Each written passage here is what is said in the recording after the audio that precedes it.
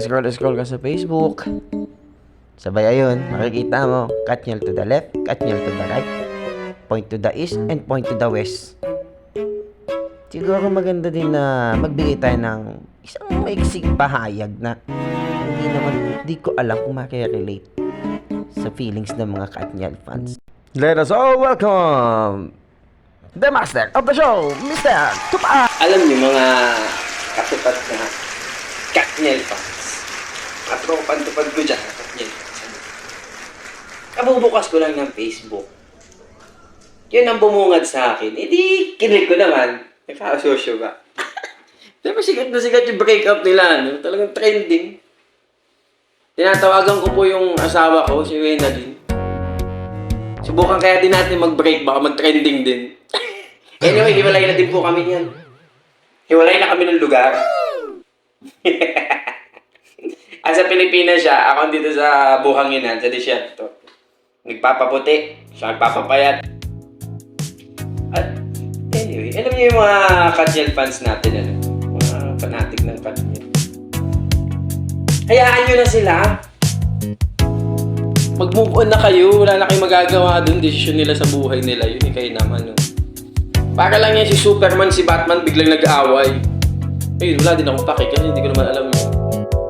Pero anyway, para sa akin na kung sakaling maging fans man ako ng isang love team, siguro, baka ganun din, may react ako. Baka sabihin sa akin, ano ba yun?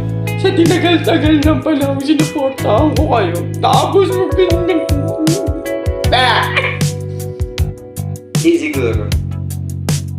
Siguro masyado lang apektado yung mamamayan sa bayan ng Pilipinas natin. Dahil nga sa pagbalik akala nila, forever na yung dalawa. Akalain mo na Team Love Story, tsaka si... Sino ba yung medyo kumukha ako? Si James Deere? Si James Reid? Kumukha. Layo-layo ng kulot buhok. Kung kulot yung buhok ko, pwede. Kaso, yung buhok natin pag ano, may pa dyan, effect yan. Hiwalay din! Tsaka yung isa, si Liza, tsaka si Enrique Hill. Hiwalay na din. Wala na. Kaya nga, wala silang forever. Ikaw ba naman palibutan ka ng nagagandahan, nagagapuhan lalaki sa paligid mo?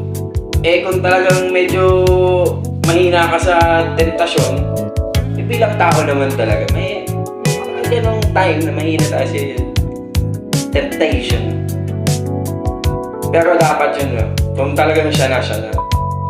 Maaaring kumaliwa ka minsan, pero bumalik ka sa gitna. Alam ko yan. Kaya, ang akin ano, siguro mga 3 days to go pa si Katniel break up, uukong pa yan. Pero baka mga bukas wala na. Kasi wala naman masyadong dumadaan sa wall ko ngayon. Kanina lang may napadaan ulit. Naisipan ko lang mag-comment kasi malay mo, trending siya. Di mag-trending din ako. Ta-ta-ta!